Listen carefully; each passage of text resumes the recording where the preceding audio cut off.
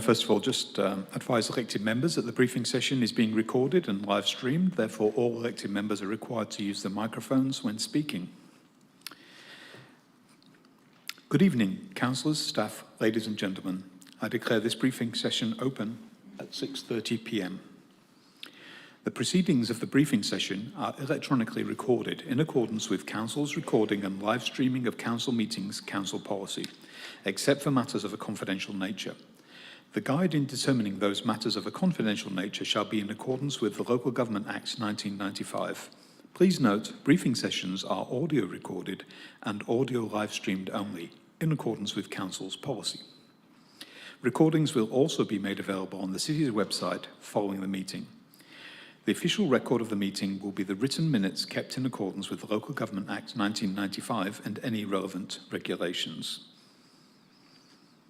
Members of the public gallery are reminded it is a requirement under the Meeting Procedures Local Law 2013 to act in a courteous and respectful manner when in the Council chamber.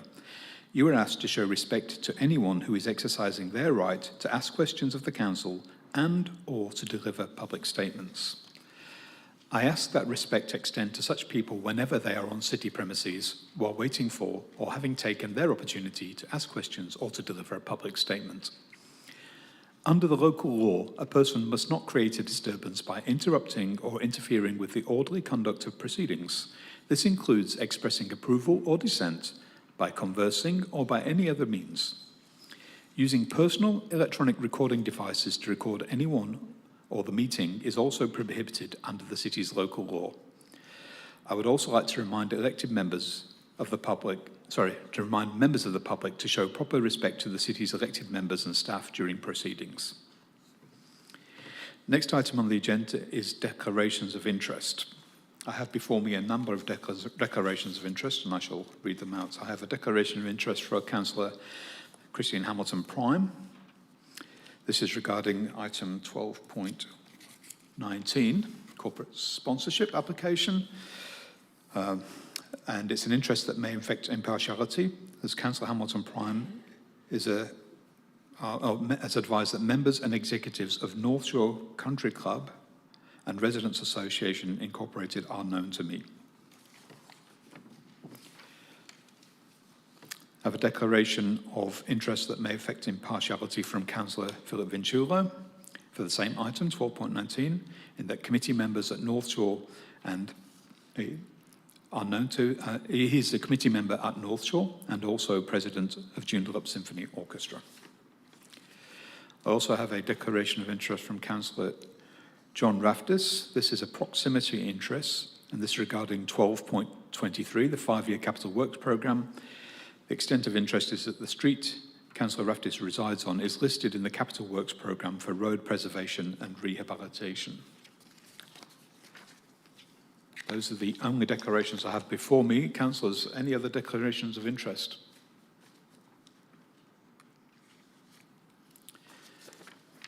If not, we'll move on to the next item on the agenda, which is deputations. Deputation requests are to be made in writing and addressed to the Mayor, or in my case the Deputy Mayor. A time period of up to 15 minutes is set aside for each deputation. Deputations shall not exceed 5 persons in number, and only 3 of those persons shall be at liberty to address the elected members and to respond to questions that the elected members may have. The first deputation that's been approved is relating to item 12.2, the proposed modification to approve patron numbers for recreation private at Unit 2134 Murray Road, Duncraig. This deputation is from Carol Berry from Duncraig. If you can come forward and do your deputation, please.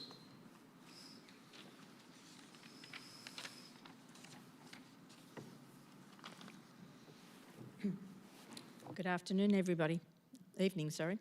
Thank you for the opportunity to speak today. As a founding member of our studio since 2018, I have seen firsthand the incredible community we have built here at Best Bodies Duncraig. Over the years, I have tried various exercise formats and it has been the reform of Pilates that has truly helped me regain my strength after some recent health challenges. This journey has not just been about physical improvements, it's been about the camaraderie and friendships that have developed within our studio. We have celebrated each other's successes and supported one another through frustration and tears. Those regular coffee catch-ups after our classes, be it next door or in the shopping centre, have become valued ones, not just for me, but for all members. Whether we are sharing stories or simply enjoying a laugh, these moments mean so much to our mental well-being.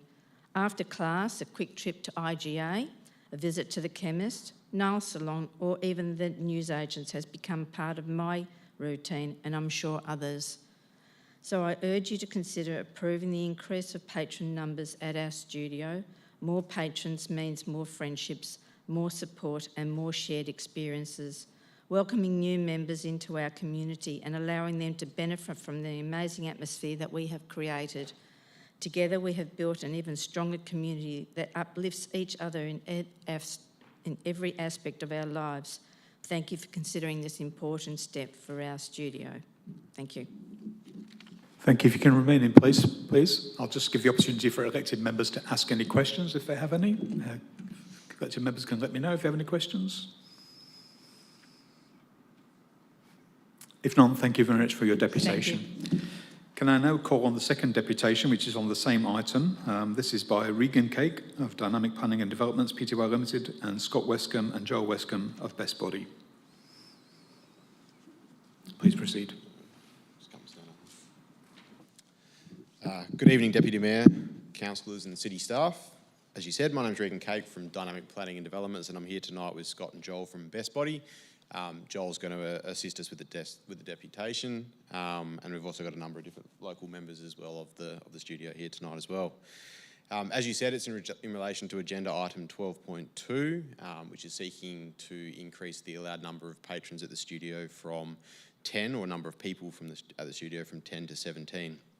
At the tenancy at 34 Duncraig Road. Just get the next slide, please. Just before discussing the planning merits of the application, I'll just get Joel from Best Body to speak quickly on who they are and an overview of the business operations and why the additional patronage is being sought. Good evening. I'm Joel Westcombe, a partner at Best Body Duncraig with my brother Scott since 2018. Services offered and value provided to the community. Best Body Duncraig, located at Unit 2134 Murray Road, is a Pilates studio dedicated to women's health, particularly supporting mothers through tailored fitness classes. We offer small group sessions that focus on strength, flexibility and mental wellbeing, creating a safe space for over 200 local members. Our value to the community goes beyond fitness. 81% of our members shop at the Duncraig Shopping Centre during visits, with 43% frequenting cafes like Nourish and Feed, 48% buying groceries at IGA, boosting local businesses and jobs. With 235 residents supporting our application, we're seen as a lifeline for reducing stress, easing pressure on medical wait lists, as shared by member Carol Berry this evening. Seems like supporting women's health is a priority for the City of Joondalup, and our classes deliver that. Facility operations, peak times and additional patronage. Our studio operates with staggered class times to minimise parking impact, primarily early mornings before 10:30am and evenings 4 to 7pm, when the centre's car park has ample spaces. 39% of members report availability before 9am, 21% note it in the evening.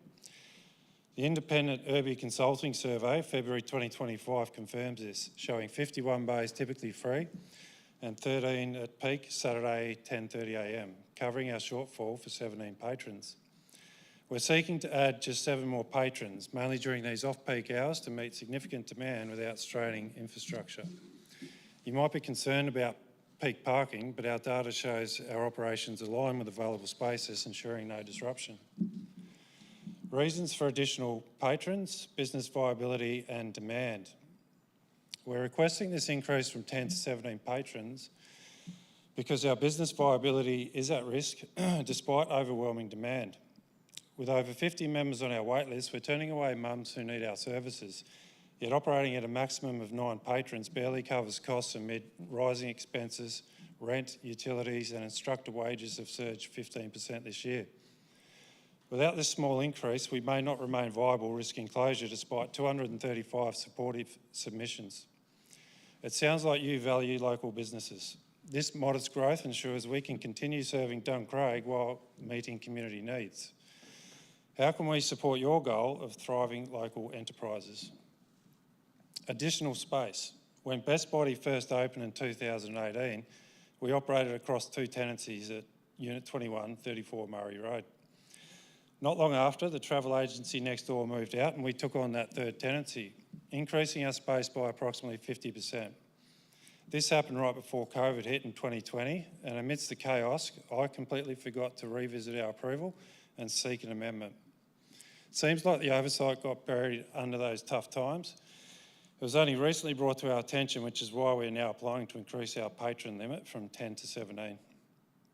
This expansion came with its own parking allocation, originally for the travel agency's 2 staff and visiting clients. We'd hoped to pick up those car bays, which would naturally support our modest increase. Yet we've been paying for this extra tenancy without any additional benefit, adding to our financial strain. As I touched on, rent and utilities have risen more than 15% since 2020, making it harder to stay viable. Even with this increase to 17, which included the instructor, not all classes are full. Our most popular times are 6 a.m. in summer, Saturday mornings 8 to 11, when the centre's car park has ample spaces, as our Irby Consulting survey confirms, with 51 bays typically free. You might be wondering why this wasn't addressed sooner. COVID disrupted so much, and we're addressing it now to ensure we can continue serving Duncraig's mums. How can we work with the council to recognise this existing capacity and ease our financial pressure? We are committed to making this a win for our local community. Bringing customers to the shopping centre. Best Body acts as a hub that draws customers to the Duncraig Shopping Centre. Our member survey, December 2024 to Jan 25, 77 respondents, reveals 81% shop during class visits, 43% at the cafes like Nourish and Feed, where 43% of members stop post-class, 48% at IGA, and some using Australia Post and other services. Many, like member Sarah, weren't regulars before joining us. She now shops at IGA weekly after class, saying, "Best Body brought me here." We all want a vibrant shopping centre, and our members' spending driving new customers to local retailers proves our economic impact. Community support with 235 submissions.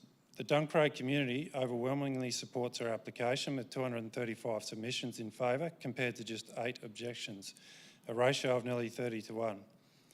These residents, including Carol from earlier tonight, see Best Body as an essential for women's health, reducing stress and fostering connection. Carol's story highlights how our classes keep mums active, easing medical wait lists, a benefit echoed by over 200 plus members. This support and past collaborations with Nourish and Feed shows we're a valued part of Duncraig. It seems like the community backing matters to you. With 235 voices, we're confident this reflects Duncraig's needs. Thank you. Jump to the next slide, please. Just quickly jumping back into the planning side of things. Unfortunately, the officer recommendation is to refuse the application before you due to the proposed increase in the parking shortfall at the site.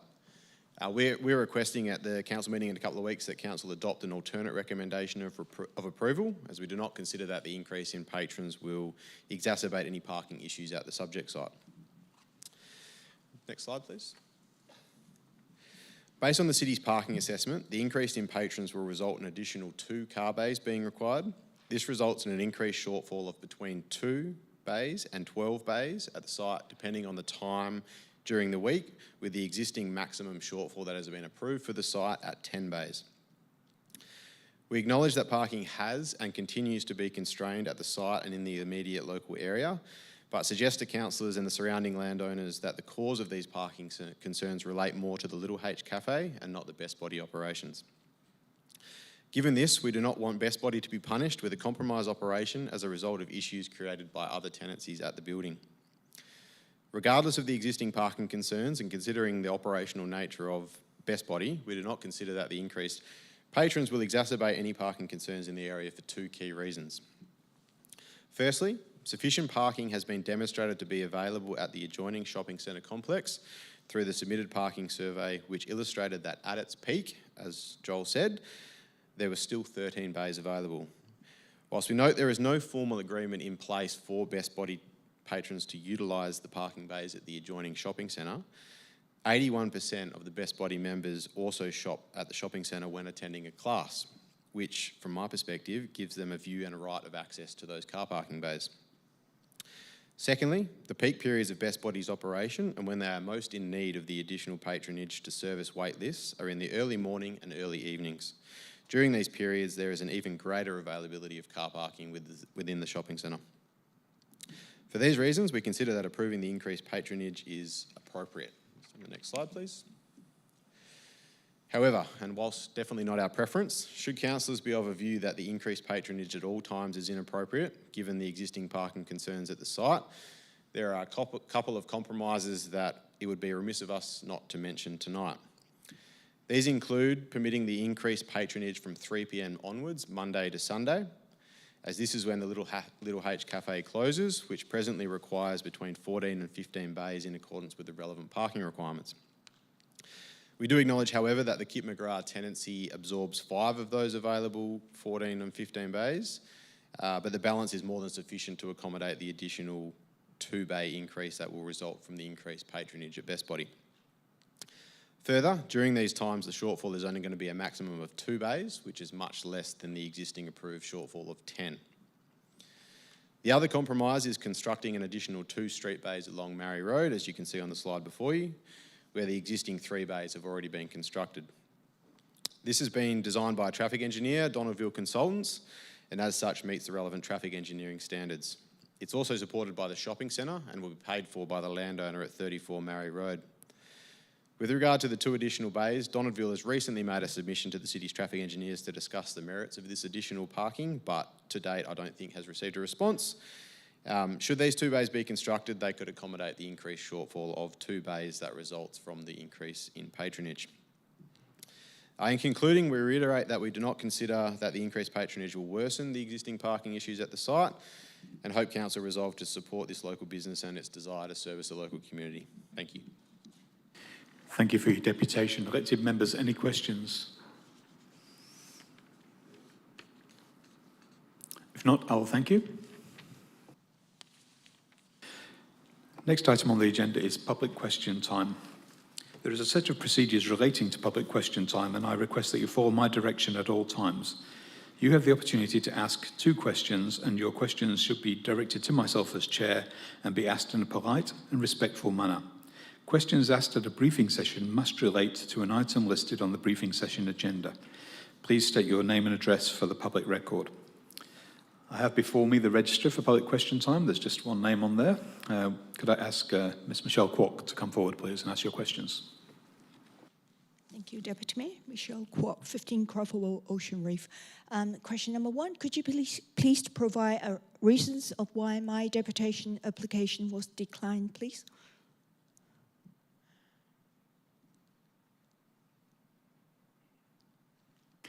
Director Parry. Through Mr Deputy Mayor, it's my understanding that in accordance with the procedures for deputations, deputation requests are to be approved by the presiding member and must relate to a report that's listed in the agenda of the briefing session, not particular line items. That is my understanding. Thank you. And if I can just further clarify, the presiding member was the Mayor that reviewed these deputations. I've stepped in to cover for the Mayor tonight at effectively a later time after the decision was made by the Mayor, who was the presiding member. Do you have a follow-up question? Yes. What are the criteria to apply for the Australian Government Black Spot Program funding, please? Director Klassen. Through Mr Deputy Mayor, the funding criteria is set out in the application, but it takes consideration of a benefit cost ratio, crash analysis, and road safety audits for anticipated crashes, and that's how we actually submit the application based on those aspects.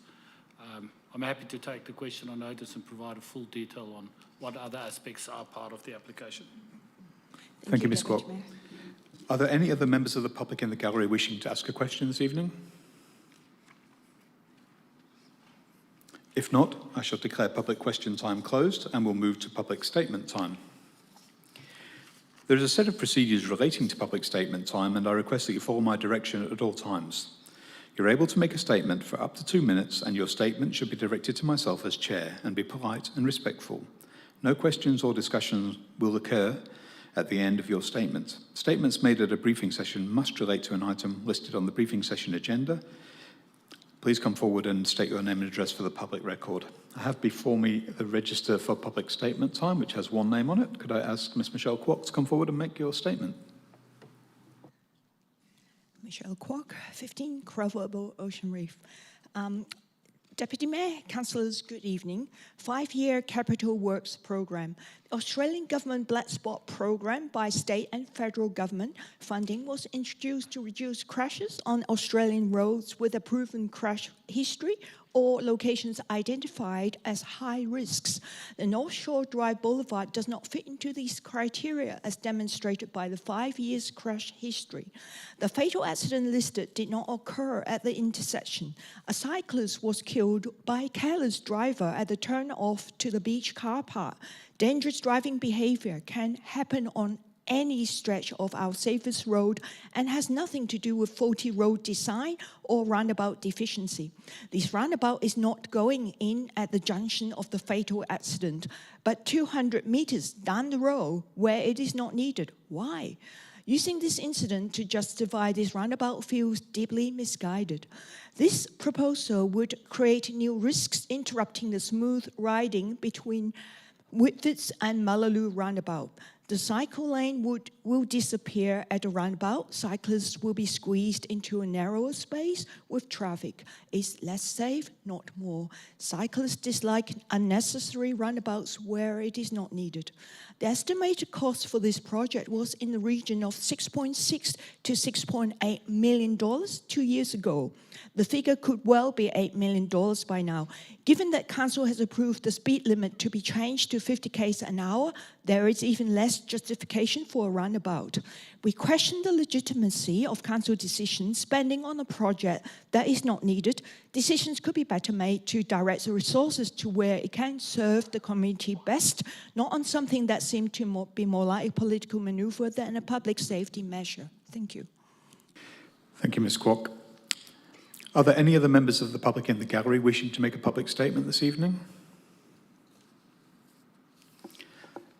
If not, I shall declare public statement time closed. We now move on to item 7, which is apologies and leave of absence. Councillor Kingston and Councillor O'Neill are on leave of absence. We also have apologies this evening from Mayor Albert Jacob, from Councillor Resh Fishwick, Councillor Christopher May, Councillor Rebecca Pizzey.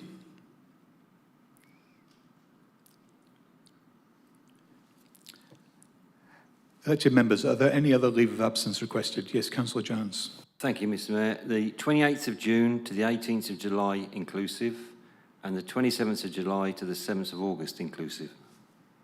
Thank you. I'll just wait for that to appear on the screen, and if you just read and make sure the dates are correct. Thank you.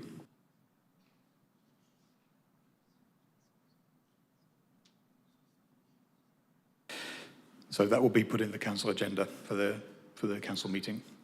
Elected members, any other leaves of absence? Councillor Raftis.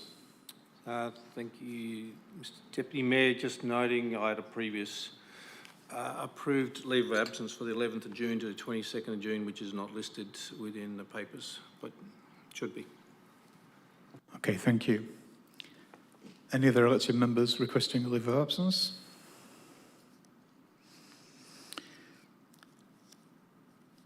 So just to clarify, those requests will be listed in the agenda for the council meeting to be held on the 24th of June 2025. Next item is confirmation of minutes, and that item will be dealt with at the ordinary council meeting to be held on 24th of June. Next item 9 is announcements by the presiding member, and again this item will be dealt with at the ordinary council meeting on Tuesday 24th of June. Next item 10 is identification of matters for which the meeting may be closed to the public. The following items may be dealt with behind closed doors. That is item 12.7, which is a confidential item, status of legal actions report. So we will cover that item at the end of the report section of this agenda so that we don't ask people to leave and then ask them to come back. So we'll move that to the end of the reports section. Next item is 11, which is petitions. The city has not received any new petitions. Can I just check with the elected members? Any other petitions received? There being none, we'll move to the reports section of the agenda. So we have before us a long list of reports, and as is normal protocol, we will bring forward items which are of specific interest based on deputations and statements and questions this evening. So I'll start with item 12.2, being the proposed modification to approved patron numbers for recreation private at Unit 2134 Murray Road, Duncraig. Can I ask elected members if they have any questions on this item? Councillor Chester. Yes, thank you, Mr Deputy Mayor. Through you to the Director, I'm just wondering whether, having listened to the two presenters who provided further information, what is the Director's interpretation? Has enough information been provided to counteract the current parking shortfall to change the refusal to an approval? Thank you. Director Lee. Thank you, through you, Mr Deputy Mayor. I think the Office's recommendation still stands based on the information that was provided in the deputation this evening. Perhaps what there is scope for us to look at over the next week or so is on the final slide. There was some discussion about some compromises, and that might be looking at the off-peak times when the site is less active, if there's opportunity to increase patron numbers in those times of the day during the week.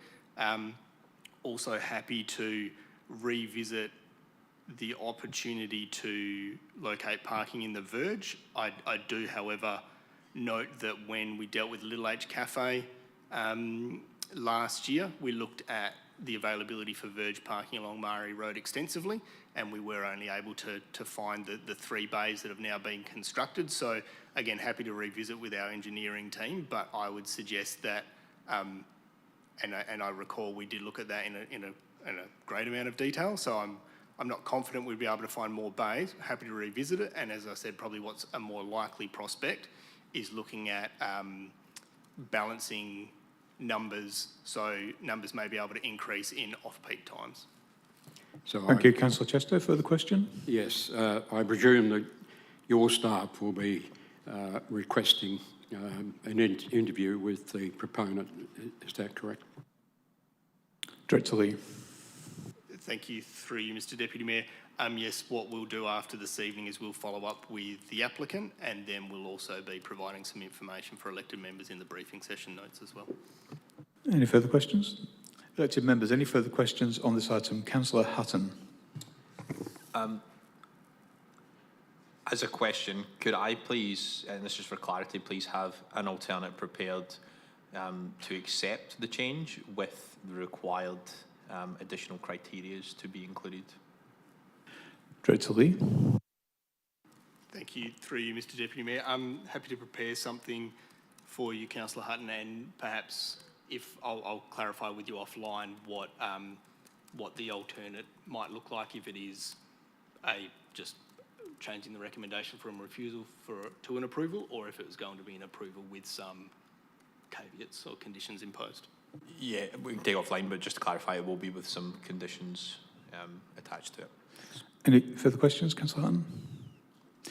Any further questions from elected members? There being none, we'll move to item 1223, the 5-year Capital Works Programme, as that was covered by questions and a public statement. So, elected members, any questions on this item?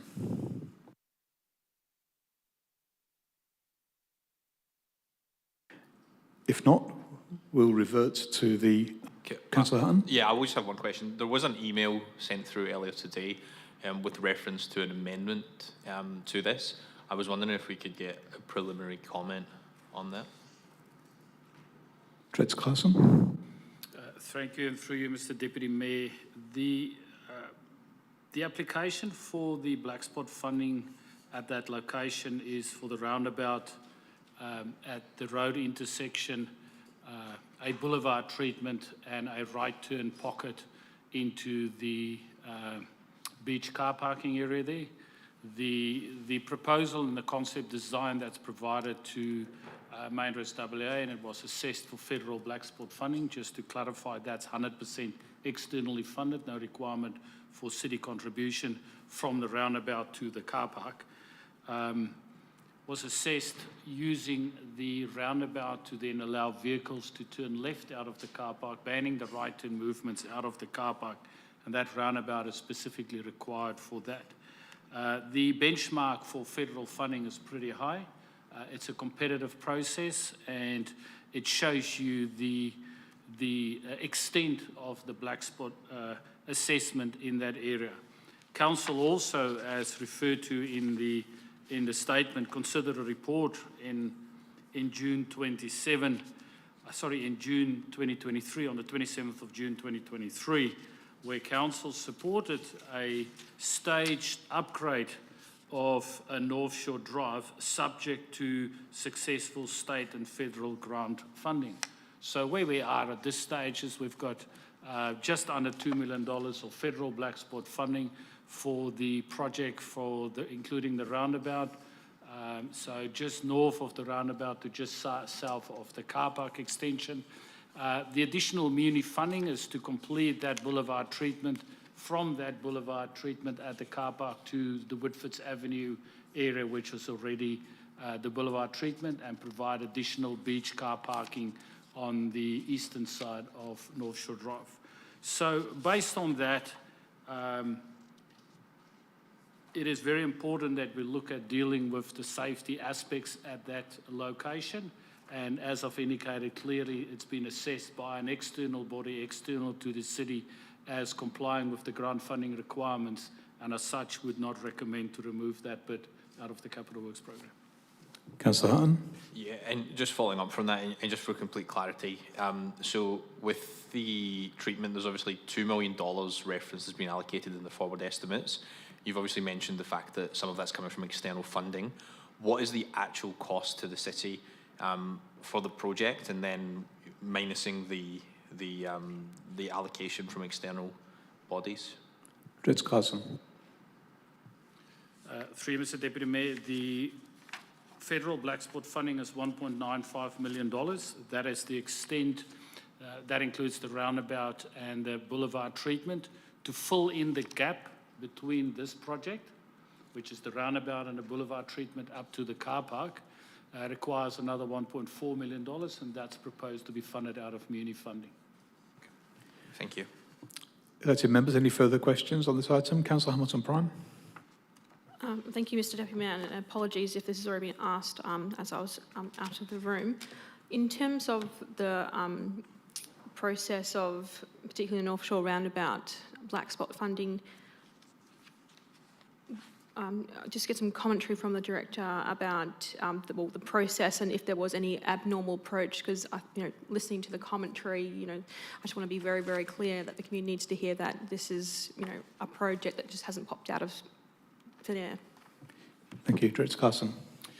Through you, Mr. Deputy Mayor, just to emphasise the point again, Council at its meeting on the 27th of June 2023 considered a report and supported the upgrade of North Shore Drive as a staged project subject to successful state and federal government grant funding. So based on that, the city applied for black spot funding. You don't apply for federal black spot funding, but if you achieve a specific priority in that application process, you actually get federal funding, which is 100% grant funded. Anything further, Councillor Hamilton-Prime? Yes, thank you, Mr. Deputy Mayor. So obviously, that commentary would suggest there is a threshold that a project needs to meet to be able to even, I guess, entertain such a funding opportunity. Is that a question? Dretz Carson. Through Mr Deputy Mayor, yes, there's a specific threshold for the state black spot funding and a higher threshold for the Australian government black spot funding. Councillor Vintula. Thank you, through you. So it's clear that there's been a proper professionally assessed protocol that's taken place, and based on that professional assessment, I've just got one question for the city. Could we clearly state to residents what's the benefits of this upgrade? Dretz Klassen. Thank you, and through you, Mr Deputy Mayor. Can state that. So the project directly addresses significant safety concern on North Shore Drive between North Shore Ave and the North Shore Drive Beach car park entry and exit. The design or the concept includes improvements to prevent incidents like the fatal cyclist accident that occurred on the beach car park entry exit. It also provides the ability to slow down the traffic, as indicated in the public statement time. Council adopted a position to request Main Roads WA to reduce the speed limit on our coastal roads, and to enable us to meet the warrant criteria for a reduced speed limit. You actually need to have a road environment that is conducive to a slower speed. Providing this upgrade will assist in lowering the speed in the area and bringing us closer to achieving that. Councillor Vintula. Thank you, through you. I appreciate the feedback. In addition, I just want to clarify. So if you think about everything from North Shore Drive heading in the Mullaloo direction north, and if you think of everything on heading towards the Sorrento side, pretty much this is the last stretch of coast that really hasn't been upgraded since, I don't know, the 70s or 80s. Would that be a fair assessment? Dretz Klassen. Through Mr Deputy Mayor, that position was put forward when Council considered that report in June 23 as the last section of road to be upgraded. Anything further, Councillor Vintula? No, thank you. Elected members, any other questions on this item? If not, we'll revert to the order on the reports on the agenda. Item 12.1, development and subdivision applications.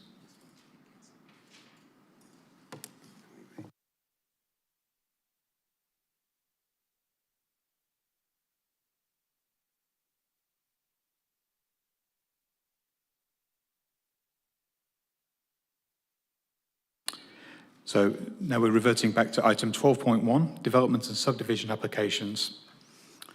Elected members, any questions on this item?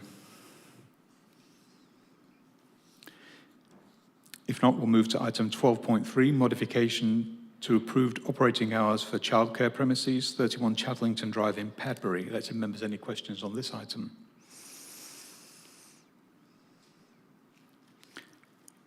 Yes, Councillor Hamilton Prime. Thank you, Mr Deputy Mayor. Just a correction to the record. It's not the southwest ward, it's the south ward. Just check with governance that that'll be corrected. Thank you for the clarification. Just double checking any questions on this item. If not, we'll move to item 12.4, which is the renaming of Black Boy Park in Mullaloo. We have a presentation from Director Lee. Thank you, Mr Deputy Mayor, and through you. The renaming project originates from a March 2019 notice of motion, where the city was asked to investigate an alternative as the current name was no longer appropriate, potentially offensive, and at the very least was considered to be outdated and belonging to the past. In July 2019, the city presented an initial suggestion of Carralundi Park being one of the adjoining street names. Rather than proceeding with that recommendation at the time, Council requested we seek further advice on an appropriate Aboriginal place name to replace the current park's name. After a number of attempts at engaging with relevant stakeholders, in early 2024, the city appointed an Aboriginal-led consultancy to provide a culturally sensitive process and appropriate recommendation for an alternative park name. Out of that process, Coolanka Calip was recommended, with Coolanka being the Noongar word for children and Calip broadly translating to park. Prior to presenting this option to Council for consideration, we engaged with Landgate for feedback, noting that Landgate is the agency ultimately responsible for assessing and approving renaming proposals. The feedback we received from Landgate at the time supported the principle of removing a name that no longer aligned with community expectations and a name that could be considered offensive. At the same time, Landgate raised with us some concern with the use of the word Callop in lieu of park. Taking this feedback on board, the City recommended Coolanka Park as an alternative name, which Council supported for the purpose of community consultation at its December 2024 meeting. We then consulted on the proposed name through February and March 2025, receiving a total of 1,802 responses. 55%, or 1,004 respondents, indicated that they support the proposal to change the name to Coolanka Park, and 772 respondents, or 43%, indicated that they would prefer to keep the name as it currently is. Prior to preparing this report for Council that will be considered at June's meeting, we re-engaged with Landgate to confirm the process for finalising the request to rename the park to Coolanka Park, as well as seeking advice on the process in the event a different name was chosen. At that time, Landgate provided updated and contrary advice to its earlier feedback to the effect that the agency no longer supports Coolanka Park as the alternative name was considered to be too similar to Coolyunga, which is the name of one of the adjoining roads. Landgate believes this similarity poses a risk to the efficient and safe delivery of emergency service responders who may inadvertently search two alternative spellings for the same location and street address. We've since sought reconsideration and clarification from Landgate. However, through that process, it's quite clear that we believe a request to rename the park to Coolanka Park would not be supported. And with this in mind, the City now recommends entering into a process where a different appropriate Aboriginal place name could be identified. We believe this would still fulfil the intent of Council's original decisions of 2019, and with the support of specialist advice, could ensure that the name is identified through a culturally sensitive process. Thank you, Deputy Mayor. Thank you, Director Lee. Elected members, any questions on this item? Councillor Hutton. Yeah, thank you. Through you, Deputy Mayor. First question, is the administration's current recommendation solely based on a previous decision of Council? Director Lee. Thank you. Through you, Mr Deputy Mayor. The actions that the City is taking is to align with Council's decisions and executing the directions that's set to it. There are also other reasons as to why we believe it would be appropriate to identify an Aboriginal place name. I believe through the actions that we've taken by consulting and the feedback we received through community consultation, there is an expectation, and certainly the feedback we've received from the majority of the community are supportive of an Aboriginal place name. So I guess consistent with Council's decision as well as what we've learnt through the process, that's our recommendation. Councillor Hutton. Yeah, just following on from that, what was the support level received from residents consulted who lived within 200 metres of the park location? Director Lee. Thank you. Through you, Mr Deputy Mayor. I'm happy to follow up and provide the specifics in the briefing session notes. However, we received 82 responses from residents and ratepayers within 200 metres of the park. My understanding is approximately 2/3 of these respondents would prefer the name of the park to remain unchanged. But as I said, I'm happy to follow that up and just clarify the exact numbers for elected members in the notes. Any further questions, Councillor Hutton? Yeah, thank you. Now, what was the response received from residents of Mullaloo in terms of their support or opposition to the renaming of the park? Director Lee. Thank you. Through you, Mr Mayor. Mr Deputy Mayor, rather. I'll have to take the question on notice to see if I can break down the feedback in relation to support and not support, but I can advise that we received 309 responses from residents within Mullaloo. But as I said, I just need to take the question on notice to provide you with the specific breakdown for and against. Any further questions? Councillor Hutton. Yeah, thank you. And based on that, you probably have to take this on notice as well. What was the response rate from surrounding suburbs, and also what was the and the opposition or support, and what was the response rate and the opposition or support from City of Joondalup residents? Director Lee.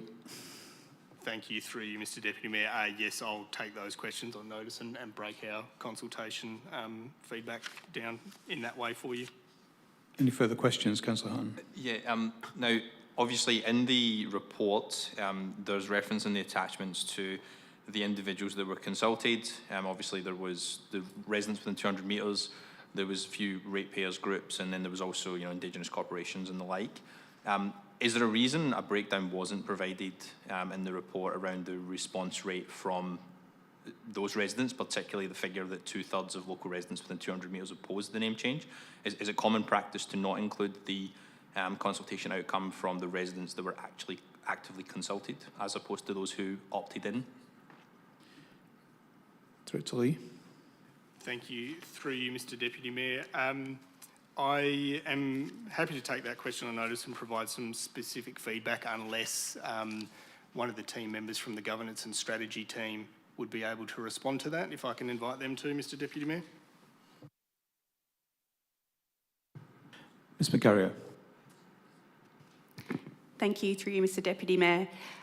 We usually don't include responses from residents within a certain radius of a site because it is identifying to those residents, particularly if it is a small group of residents. We can provide that outside of the published outcomes report to elected members, but we normally wouldn't publish it because we try to protect the identity of people who are responding. Thank you. Councillor Hutton, any further questions? Yeah, just quickly, I'm not sure if there's an update I'm sensing from the directors on that question. No, that's fine. Yeah, just moving on from that.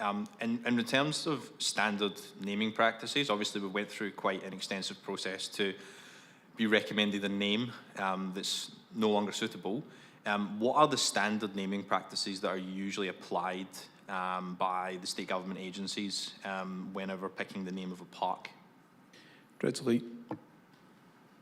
Thank you, through you, Mr Deputy Mayor.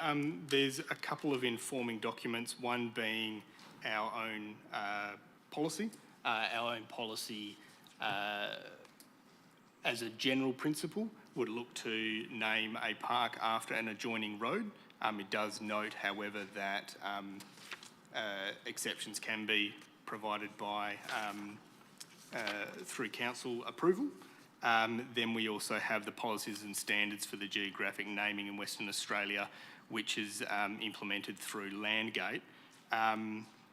They typically say that a local park or recreational reserve name should consist of a single name, followed by a feature class being the park reference. Their preference is to use the feature class of park. When it is looking to use an Aboriginal name or word in the naming features, they recognise that it should be as a way of recognising the different enduring cultural and language groups, and they also encourage engagement in that process. But again, the Geographic Naming Committee Convention also does tend to favour adjoining street names as it's an identifying name for the park. Yeah, thank you. Any further questions, Councillor Hutton? Yeah, just following on from that. Would it therefore be possible in the notes to be provided with a list of suggested names as per standard conventions that may be used for the renaming the park? And I will tie another question into that just to make it easier. Could we also have I guess, an estimation of the hours that are now going to be involved in continuing this process, and potentially the costs, and obviously happy for that to be taken on notice if necessary. Director Lee. Thank you, through you, Mr Deputy Mayor. Yes, we can provide some suggestions on what the surrounding street names are and what the name options would be if you were to name after those streets. There have been some that we did explore very early on, and so we can provide elected members with some information on why they weren't progressed at the time. And then also we can take a question on notice and try and provide some guidance in terms of what we estimate the extra or the additional time spent on the project if we are to progress would be. Councillor, and any further questions? Yeah, and a final point. Just while we're waiting to receive all of the additional information I've requested, I think it would be worthwhile requesting a alternate recommendation be produced. So I'm requesting the alternate recommendation be proposed with points 1 and 2 as are, points 3 being amended to support the identification of an alternate place name to replace Black Boy Park, obviously striking out the Aboriginal and also striking out the through an Aboriginal-led process, and then adding in a point 4 which effectively would oppose any further spending on consultancy work unless otherwise determined by council. Thank you, Councillor Hutton. Just since you've mentioned that, I do have an intention myself to flag an alternative, and perhaps we can work together on a suitable wording. It's along the similar lines, but I will elaborate during the session. I'll give the opportunity to Councillor Chester to ask any questions first. Yes, thank you, Mr Deputy Mayor. As you commented, after some informal discussion, it came to light that there was another adjoining street to the park in question that had an Aboriginal name that would most likely be acceptable to Landgate. Would it be appropriate for you to comment on that at this stage, or will you wait until a notice of motion is moved? Thank you, Councillor Chester. If I can just indulge myself here, just expanding on that question, there is Karralundi Way and Coolyanga Road. Could I just convert that question into asking whether those two names are Indigenous and therefore could be considered for renaming the park? I think that's okay. Councillor Chester, that captures your question as well? No, that's all I wanted to say. Yeah, I will convert that to a question on both names, please, Director Lee. Thank you, through you, Mr Deputy Mayor.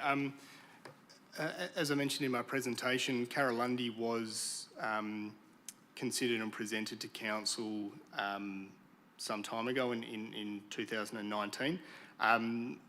From recollection, the name wasn't supported at the time because there was some concern around a mission that has the same name, and that there might be differing views on the success of that mission, and therefore it was chosen not to proceed at the time.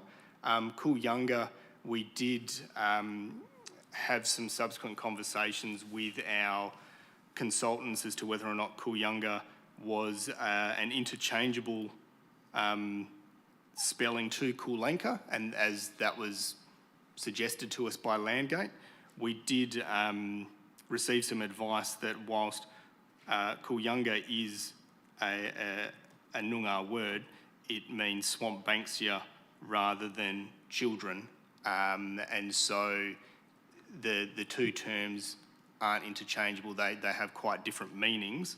Our understanding is the swamp banksia isn't endemic to that part of WA, and so its relationship, so that the reference by a street name doesn't necessarily have a specific connection to the local area. Thank you. You have a follow-up question, Councillor Chester? Yes. As I observed in my tour of the park recently, there is a retention basin in that park full of reeds.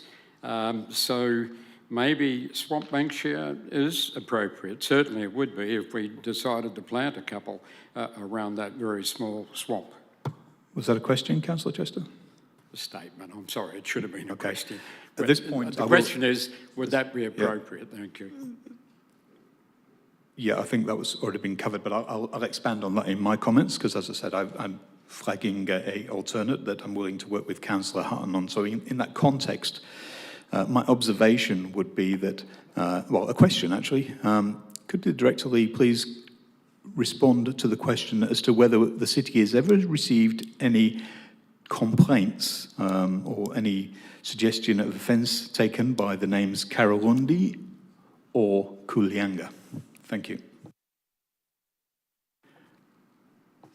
Thank you through you, Mr Deputy Mayor. May I just clarify, you were requesting whether or not we'd receive complaints about Karralundi or Koolyunga? Not to my knowledge, no. Okay, thank you. Just to elaborate on my suggestion on an alternate, it would be to consider using the names Karralundi or Koolyunga, being Indigenous and therefore consistent with the council decision from, I think you said 2019, on the basis that since there have been no complaints or suggestions of complaints about those names, I would expect that one of them at least would be acceptable, and we could check with the consultant if they have any objection. And I would suggest that the wording of the alternate to be that if there was any concerns with either of those Indigenous names or both of them, then we could revert to the name of Laurel Street, which is the other bordering street, so it could be Laurel Park. So I would suggest that that would be an alternate that might lead to an acceptable resolution without incurring substantial additional cost and taking much more time. And that would be consistent with the council decision if we could do an Indigenous name, and if we couldn't, then we can go with Laurel Street. Can I just check with Councillor Hutton whether that's kind of consistent with your suggestion? Is that something we can work together on? Yeah, we can work on it. My suggestion's effectively saying it doesn't matter if it's Indigenous or non-Indigenous, just get on with it. So however we can get on with it, that's at no cost, is my focus. So the point of difference being that my suggestion is to approach to see if we can go with the Indigenous name of the adjoining streets prior to considering an alternate Western name. I'll leave it at that, but that's the alternate that myself and Councillor Hutton will work on with the administration. Elected members, any further questions on this item? If not, the next item is 12.5, execution of documents. Any questions on this item? Moving on to 12.6, the City's approach to privacy and responsible information sharing. Elected members, any questions on this item?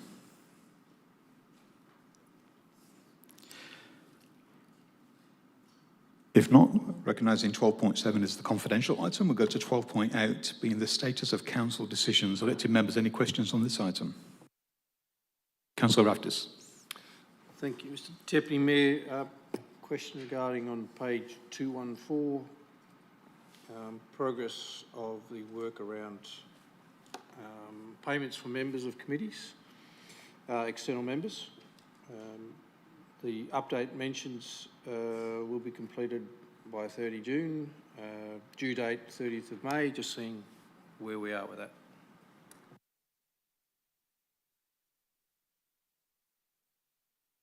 Director Parry.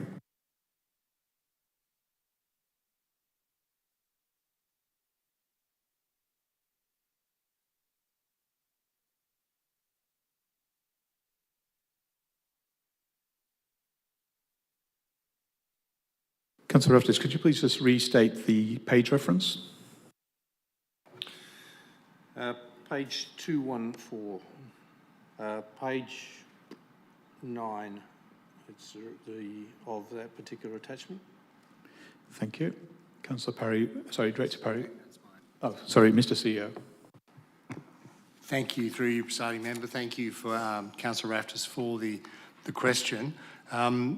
We will look to bring a report to council on that matter after the caretaker period, and that's a function of resource constraints in the relevant business unit that we've not been in a position to provide that information before now, for which I apologise. Councillor Raftis, any further questions? Yes, a follow-up please. Page 218 or page 13 of that report. The workers' compensation insurance item, which is at the bottom of that page and carries over to the next one. Is there a due date for that to be progressed from the decision last October? And I'll have a follow-up question once. Thanks. Director Humphrey. Through you, Mr Deputy Mayor. I recall there was advice sent out to council in the last week or two, but I'll include it in the notes for the briefing session that we haven't been able to provide the quote to council, the tender to council to engage the consultants for the review of the insurance in order to allow for the tender this year.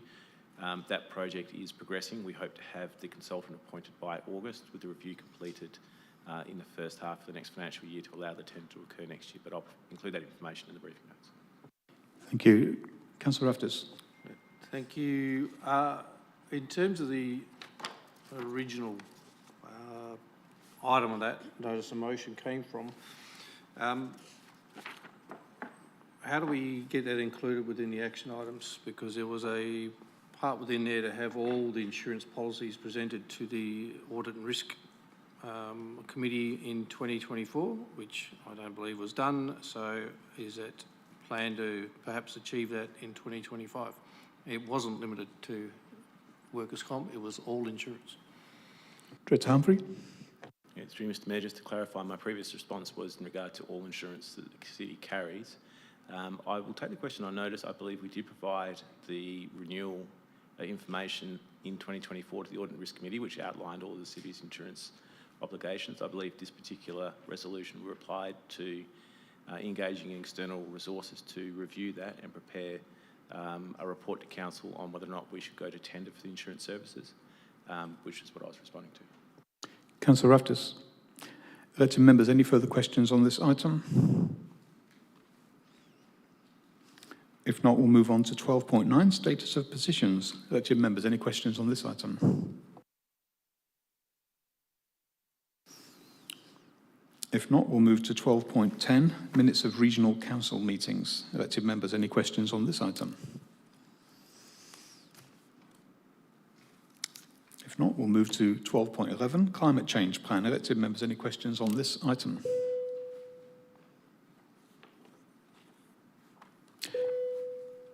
Councillor Hutton. Can I just check with governors?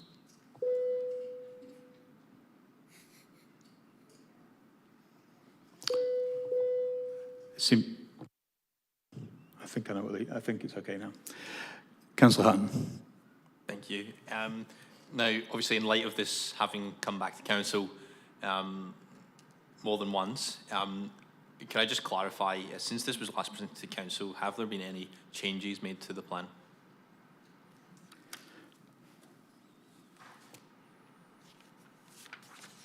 Through you, Mr. Deputy Mayor, just Director Parry, yes. Thanks. Sorry, the key changes that are made to update the climate change after engagement with elected members in April are detailed on page 73 of the briefing session agenda. If I could draw your attention to those dot points, there's about 7 or 8 of them.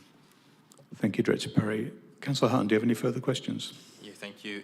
On page 74, there's a reference to the council decision on 25th of February 2025 to support the purchase of 0% natural power, which will impact the city's ability to meet emissions reduction targets in the short term. However, the city could still participate in future renewable energy procurement programmes to achieve this, the interim targets and long-term targets of net zero emissions by 2050.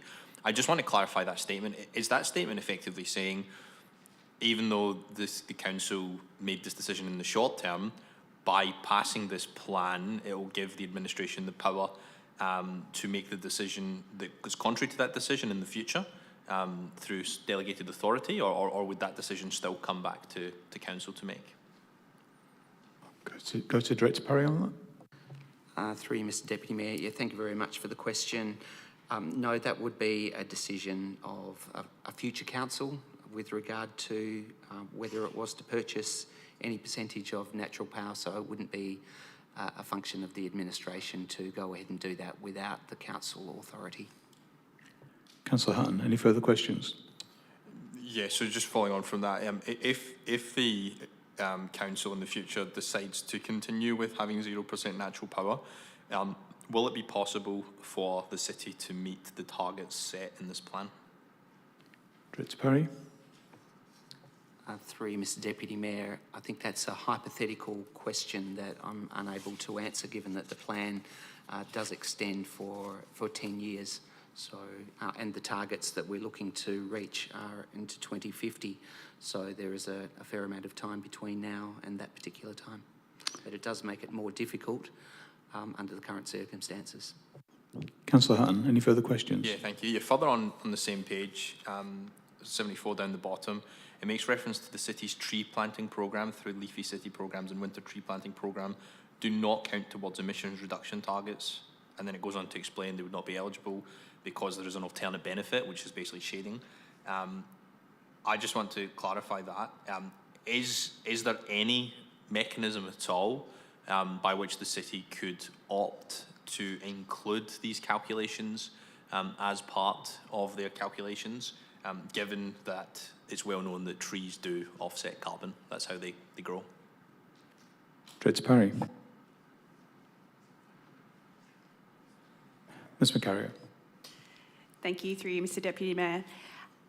We wouldn't be able to formally count the tree planting as part of our emissions profile.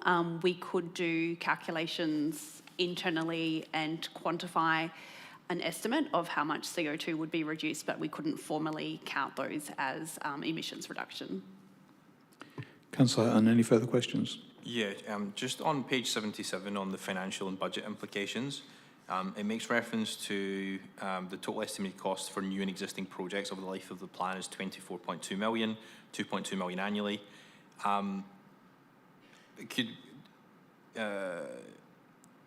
The new projects is 15.6.8. Are we able to get a breakdown of where that is coming from, the 15.68 million of additional projects, so we can better determine what should and shouldn't be included?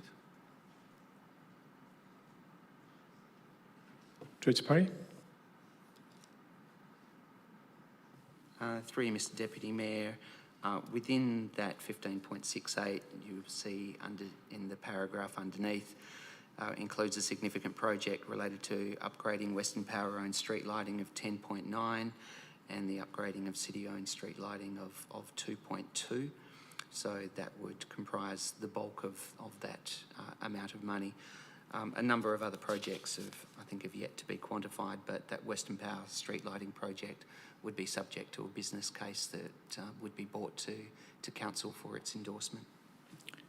Any further questions, Councillor Hutton? Yeah, just following on from that, from an accounting perspective, the upgrading to street lighting, we've previously been told that there'll be a cost saving associated with the reduced use of power.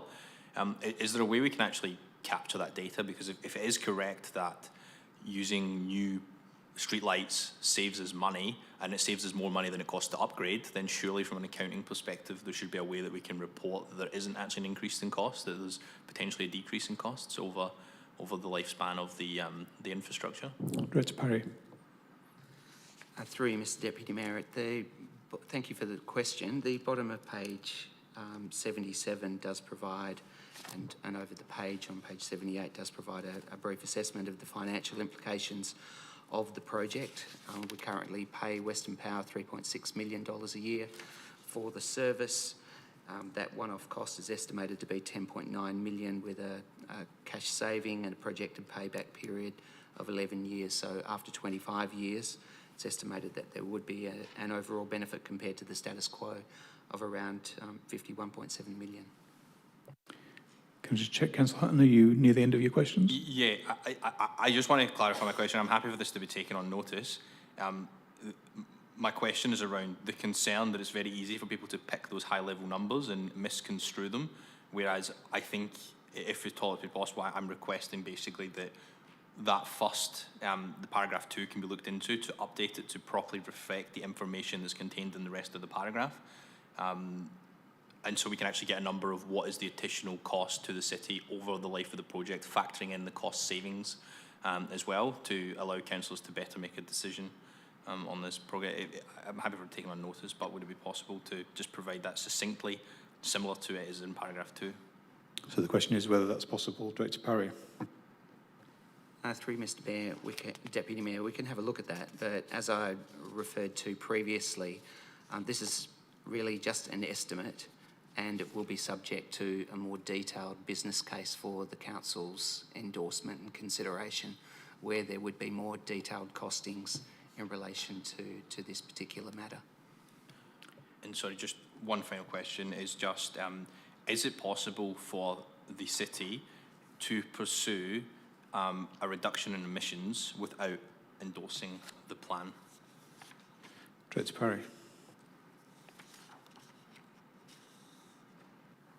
Through Mr Deputy Mayor, I'm not too sure whether I understand the question. Would you like to rephrase the question, Councillor Hannon? I'll rephrase the question.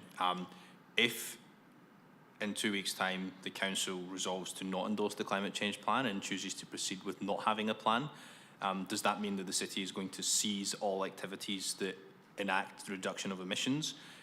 Or is the existence of a plan merely a mechanism to consolidate all of these initiatives onto one document? And would some of those initiatives still continue to exist as they currently do exist without the endorsement of the plan?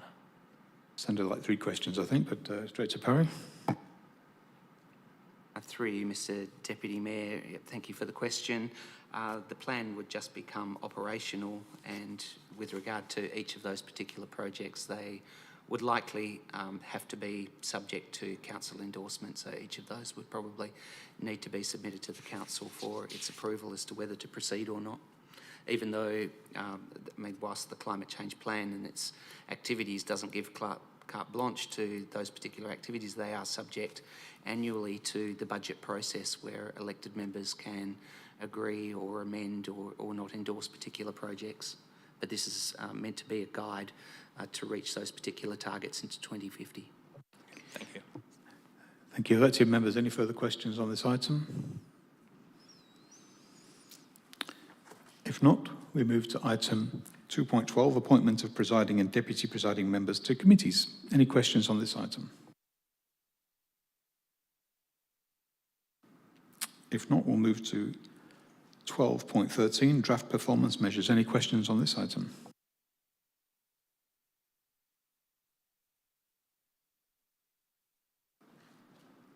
If not, we move to 12.14, annual review of the corporate business plan. Elected members, any questions on this item?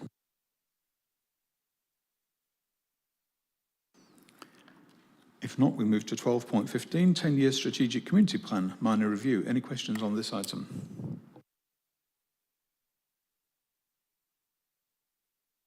If not, we move on to 12.16, corporate sponsorship application, Whitford's Church of Christ for Heathridge Carols in the Park 2025. Elected members, any questions on this item?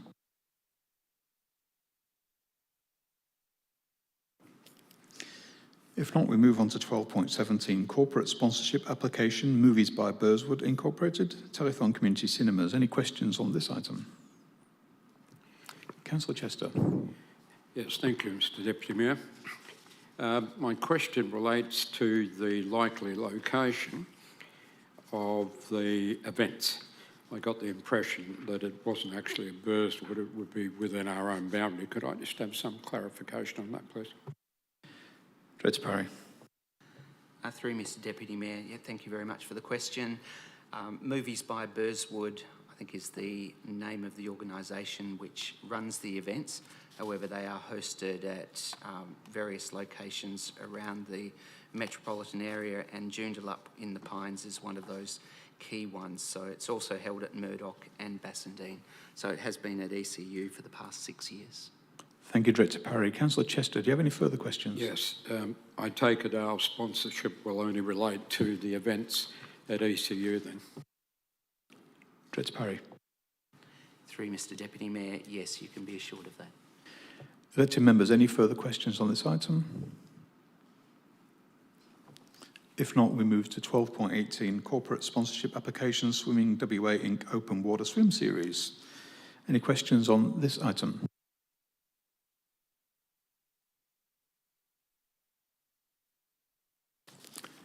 If not, we'll move on to 12.19, corporate sponsorship application, North Shore Country Club and Residents Association, festivities at the North Shore.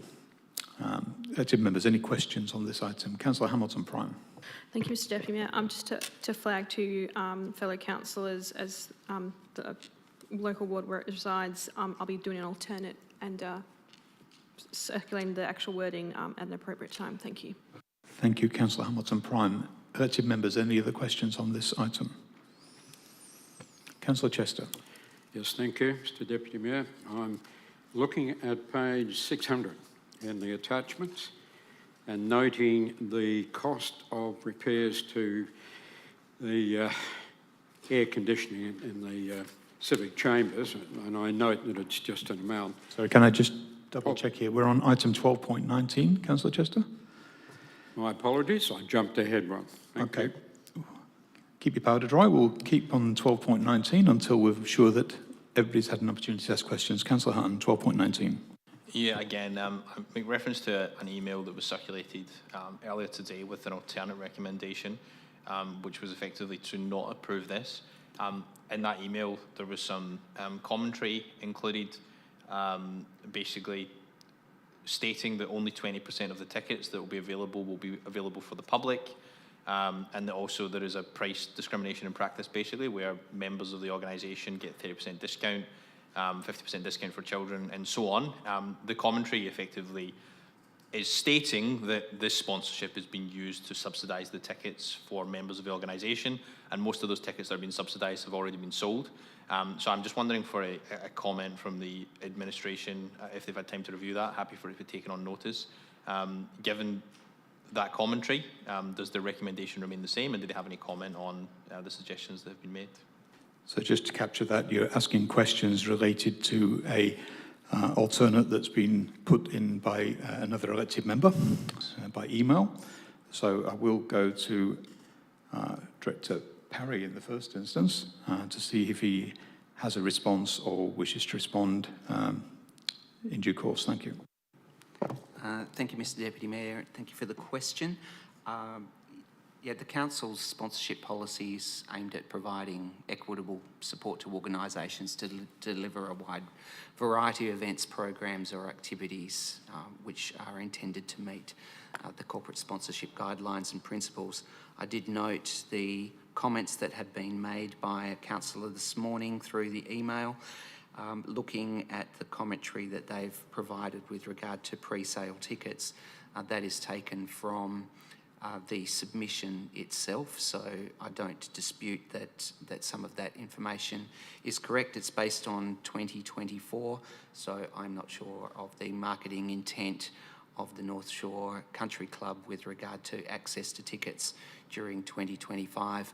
However, as I've mentioned, we do aim to provide equitable support to organisations based upon the application, the content of past sponsorship support and similar events with comparable attendance and promotional efforts.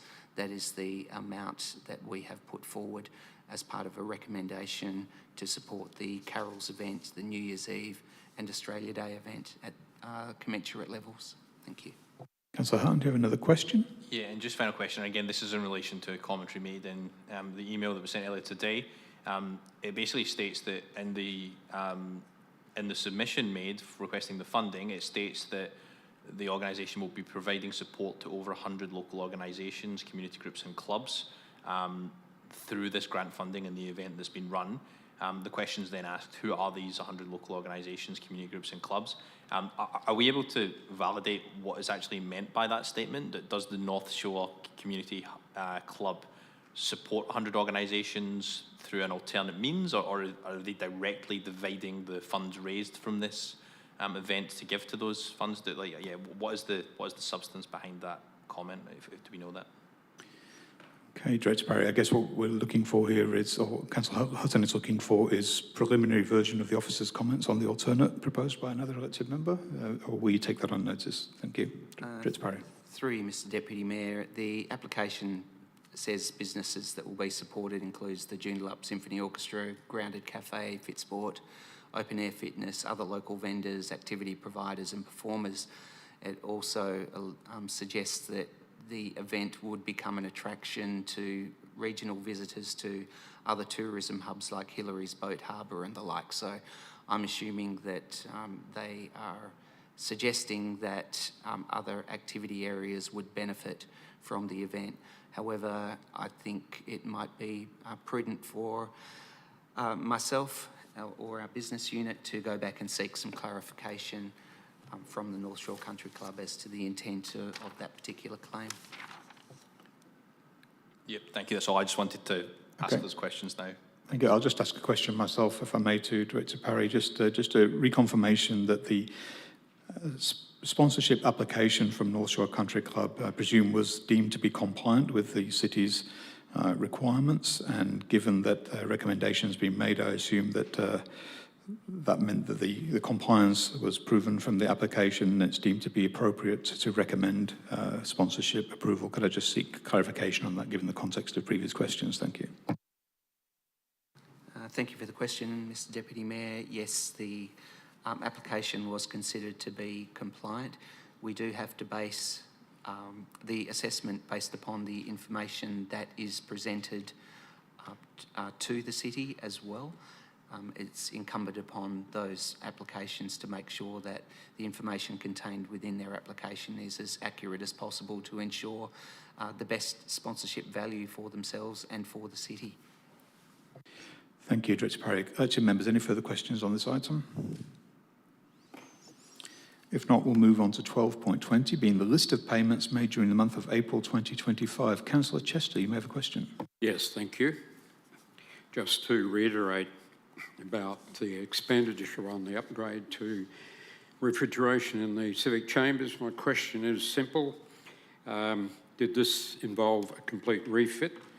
And has it now been fully completed? And further, since the cost of the work was just under $500,000, could I please be reminded how many tenders were submitted on that project? Thank you. Director Claassen. Through Mr Deputy Mayor, I'll provide the full scope of the works in the briefing note. The works have not been fully completed yet.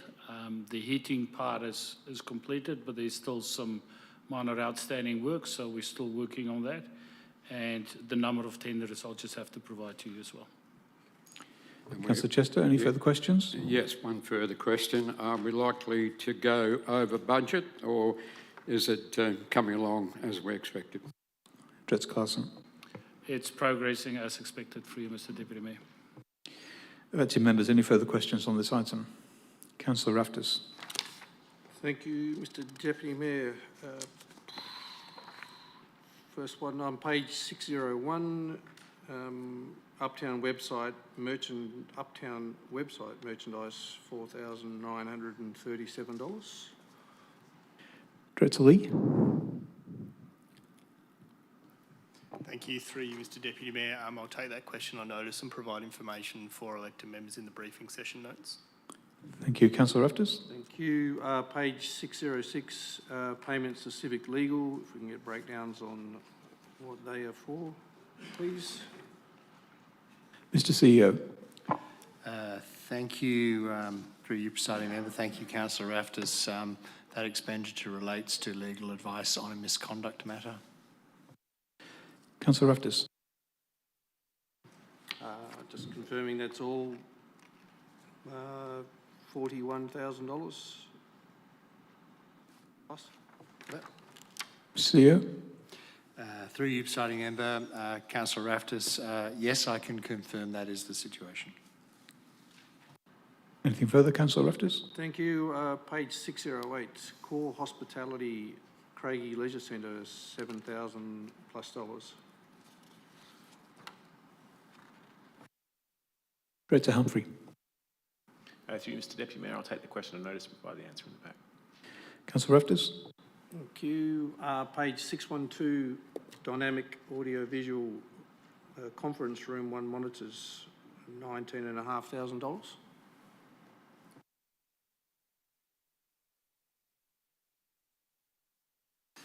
Director Humphrey.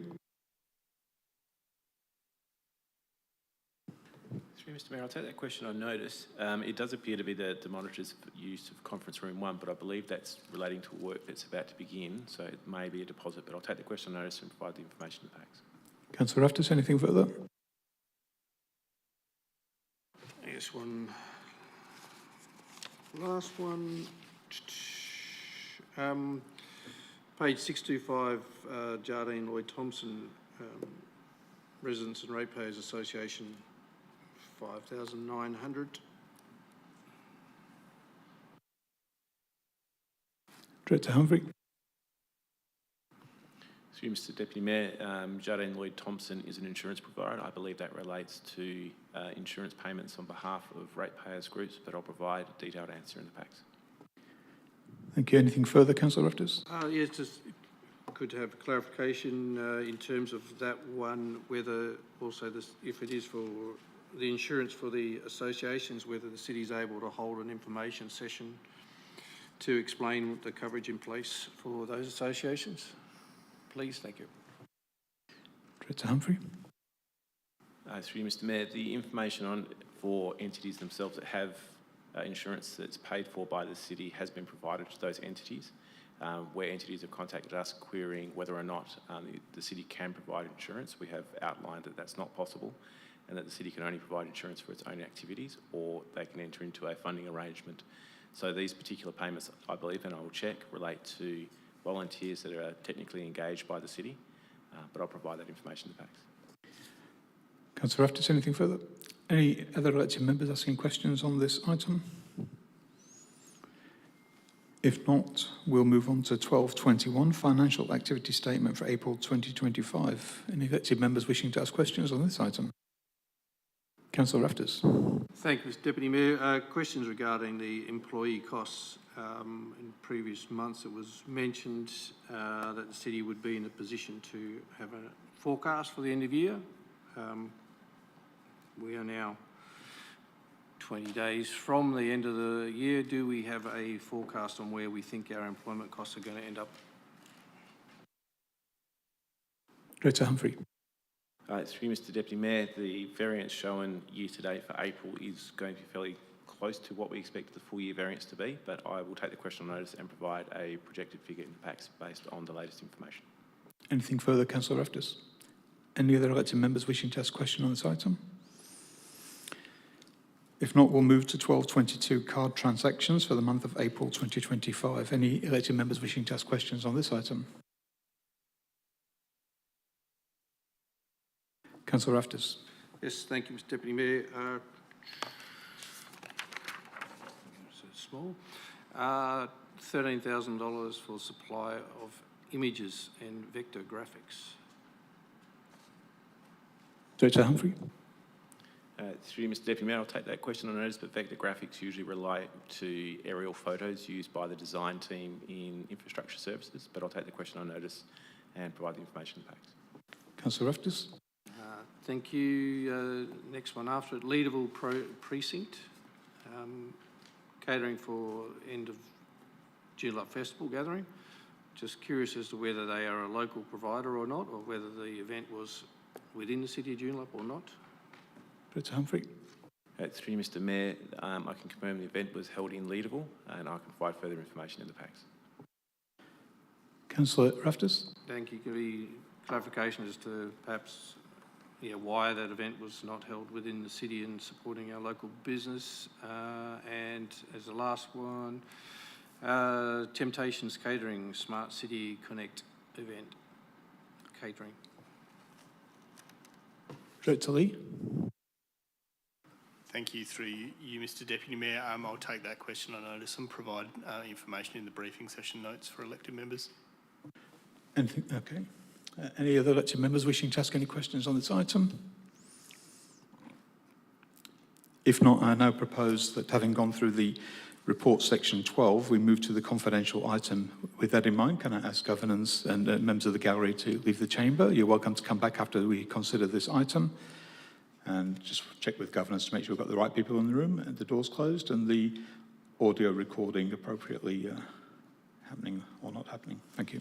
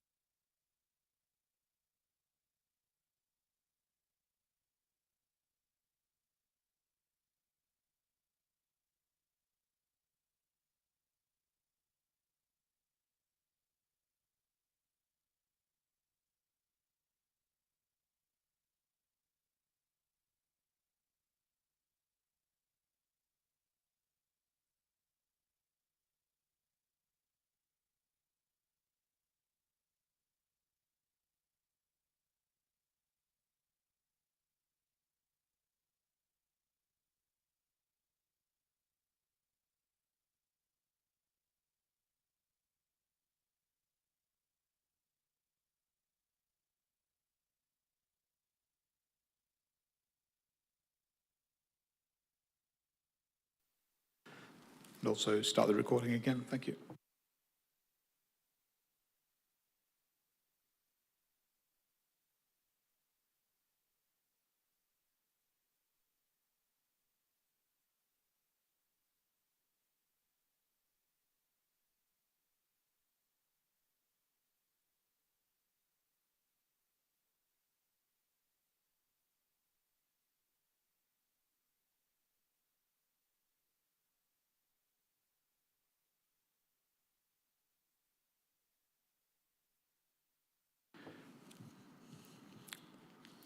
Okay, now we'll move on to section 13, reports of committees.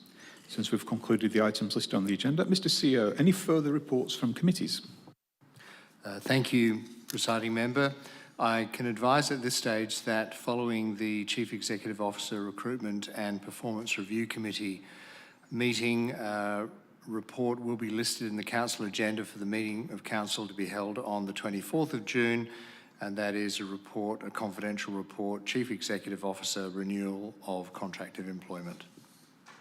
Thank you, Mr. CEO. We'll now move on to item 14, which is reports of the Chief Executive Officer. Mr. CEO, do we have any reports from the CEO?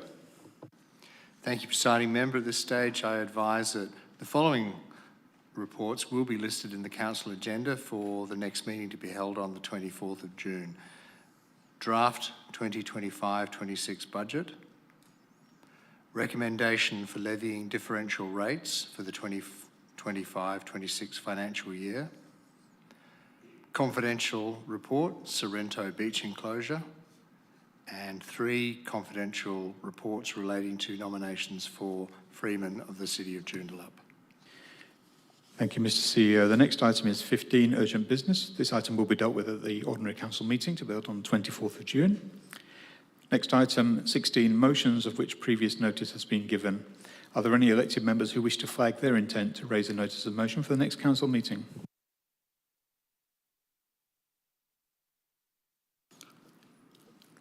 If not, we'll move to item 17, announcements of notice for motion for the next meeting. This will be dealt with at the Ordinary Council meeting to be held on Tuesday, 24th of June. With that, we move to the final agenda item, which is closure. That concludes tonight's briefing session. I hereby close the meeting at 8:03 p.m. Thank you to all in attendance.